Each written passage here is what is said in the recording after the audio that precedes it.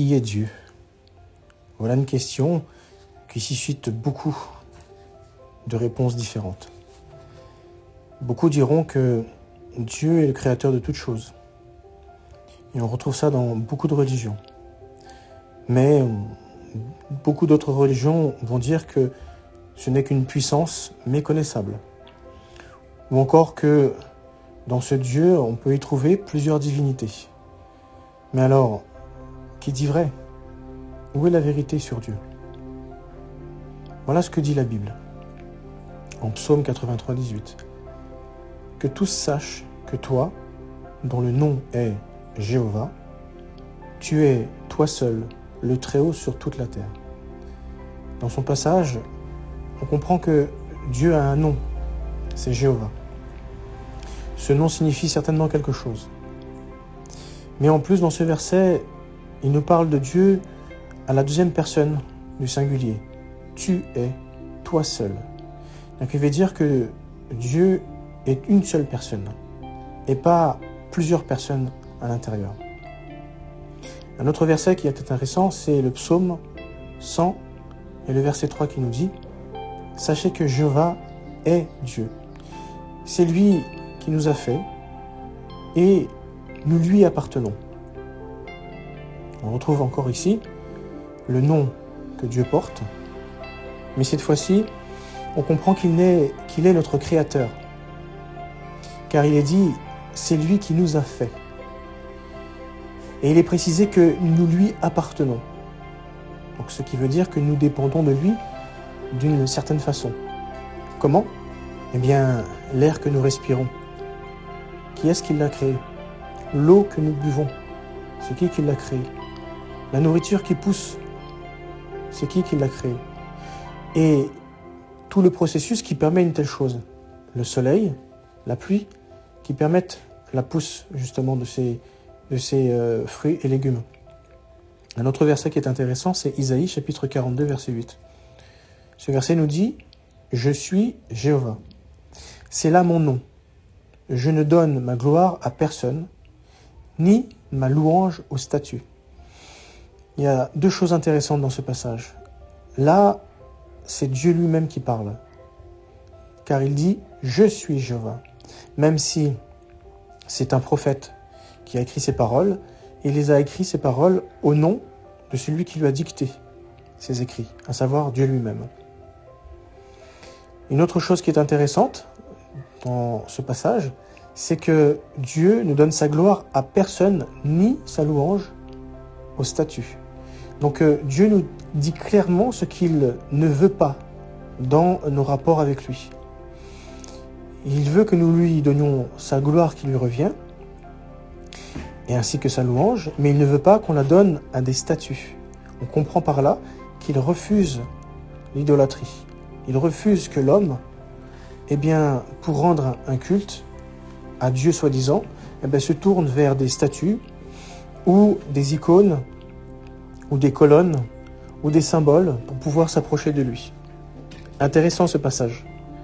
Un autre passage, celui de Romains chapitre 10, verset 13, nous dit que tous ceux qui feront appel au nom de Jéhovah seront sauvés.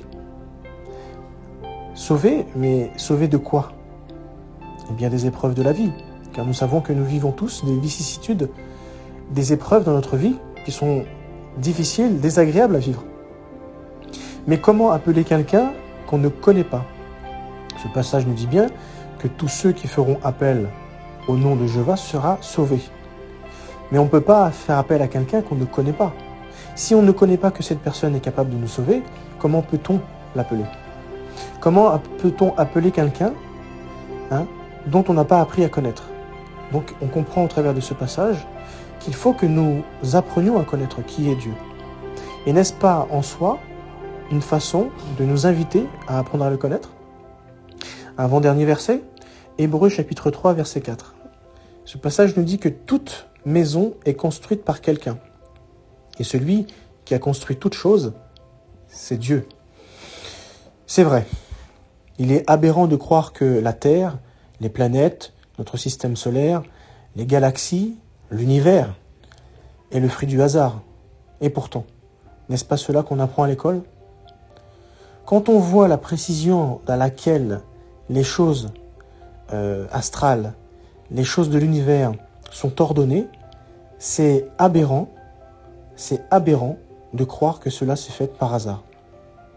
Qui dit conception, dit forcément une intelligence qui est cachée derrière.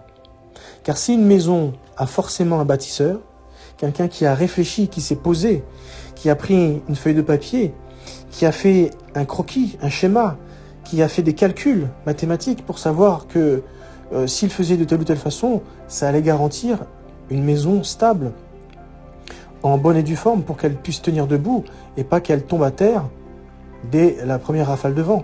Ça veut dire que derrière cette maison, il y a une intelligence, il y a une réflexion. S'il y a une réflexion derrière des choses aussi simples qu'une maison, pourquoi derrière l'univers, la Terre et tout le cycle de ce qui se passe sur une Terre pour qu'elle puisse nous donner tout ce dont on a besoin serait le fruit d'un hasard? C'est pas possible. Dernier verset, Isaïe chapitre 40, verset 26, qui nous dit « Levez vos yeux vers le ciel et voyez, qui a créé ces choses, c'est celui qui les a fait sortir comme une armée, chacune d'elles par son numéro. Il les appelle toutes par leur nom. Du fait de sa colossale énergie vive et de sa force impressionnante, pas une ne manque. » Qu'est-ce qu'on doit comprendre ici? Mais que Dieu connaît le nom de chaque étoile. Il y a des milliards et des milliards et des milliards d'étoiles dans l'univers. Comment peut-il les connaître toutes par leur nom et par leur numéro? Ben, n'est-ce pas normal pour quelqu'un qui a tout créé de connaître ce qu'il a créé tout simplement? C'est tout simplement normal qu'il connaisse ce qu'il a créé. Après avoir répondu de cette manière, on apprend davantage de choses sur qui est Dieu. C'est impressionnant de voir à quel point la Bible, quand on la lit, elle n'est pas simplement des phrases mis bout à bout. Il faut vraiment méditer dessus. Et vous avez vu, avec ce simple exemple, on se rend compte qu'on peut en connaître davantage sur Dieu lorsqu'on lit entre les lignes, lorsqu'on raisonne avec ce qu'on lit. Alors, ce qui est intéressant, c'est de savoir pourquoi. Pourquoi Dieu nous révèle ces choses au travers de la Bible. Eh bien, tout simplement, Dieu veut qu'on le connaisse. Pourquoi? Parce qu'il est notre Père. Il nous invite à apprendre à le connaître. En tout cas, s'il se permet de nous donner son propre nom, c'est que quelque part, il veut qu'on apprenne à connaître son nom. Et Jéhovah signifie quelque chose. On ne le verra pas dans ce podcast, mais on le verra plus tard dans un autre podcast. Imaginez-vous, mettons-nous à la place de Dieu quelques instants. Que peut ressentir Dieu à avoir créé tout cela? Pour quelle raison? Quelle était son intention? Il est surpuissant et il a le pouvoir de faire ce qu'il veut. Il a décidé de créer des belles choses, l'univers, avec tout ce qui est visible, tout ce qui n'est pas visible, pour maintenir tout cela en ordre. Et il a fait ces choses avec un but précis. S'il a créé ces choses avec un but précis, c'est quelque part, il avait une bonne intention. Quand on se met à sa place quelques secondes, on comprend que s'il a créé ces choses, c'est parce qu'il voulait que nous puissions en profiter, jouir de toutes ces belles choses qu'il a créées pour notre joie, pour notre plaisir. En tout cas, de pouvoir les regarder. Maintenant qu'on s'est imaginé à sa place, on peut essayer de ramener ça à notre niveau d'être humain. Mettons-nous dans la peau d'un parent. Lorsqu'un parent fait un enfant, c'est pas juste parce que c'est une envie qui lui passe par la tête comme ça. Il sait pertinemment que lorsqu'il va faire un enfant, il va falloir l'élever, l'éduquer, lui donner des valeurs. Et c'est par amour, généralement, qu'on fait un enfant. En tout cas, qu'on essaye. Alors, on va pas parler des autres cas dans lesquels un enfant est mis au monde, où les parents ne sont pas du tout impliqués, où les choses se sont faites d'une mauvaise façon. On va parler du parent qui désire faire un enfant. Il le fait avec une intention noble. Il veut un enfant parce qu'il veut que cela le rendre heureux de savourer ce que Dieu a mis à notre disposition, c'est le fait d'enfanter. Donc, ce qui vient en première ligne de mire, c'est l'amour. Le fait d'éduquer un enfant, lui transmettre des valeurs, c'est pareil, c'est animé par l'amour. Hein, la joie de transmettre quelque chose qui va le rendre heureux. Donc, si Dieu a créé toutes ces choses, n'est-ce pas la même chose que nous pouvons ressentir lorsque nous créons un enfant? C'est pour cela même que nous sommes faits à l'image de Dieu. C'est que lui, il a fait à la base les choses avec amour.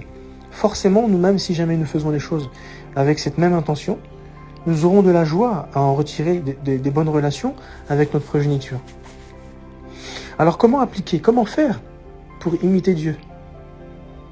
Mais la meilleure façon de imiter Dieu, c'est tout d'abord, d'apprendre à le connaître. Il faut lire la Bible. Il faut lire le livre qui le révèle. Il faut lire le livre qu'il a fait écrire pour nous apprendre à le connaître. Et il s'agit de la Bible.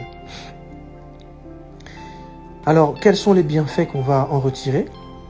Comme je vous ai dit précédemment, de la joie, une certaine paix intérieure, une sérénité, on va se sentir en sécurité, on va avoir du courage à affronter les épreuves de la vie parce que, effectivement, nous ne vivons pas dans un monde facile. Et nous aurons de l'espoir de croire qu'il va pouvoir, sans aucun doute, nous aider à passer ces épreuves. Mais alors, pourquoi y a-t-il des malheurs si Dieu est présent? Pour quelles raisons nous vivons dans une situation aussi difficile à vivre? Pourquoi? Ce sera l'objet d'un autre podcast.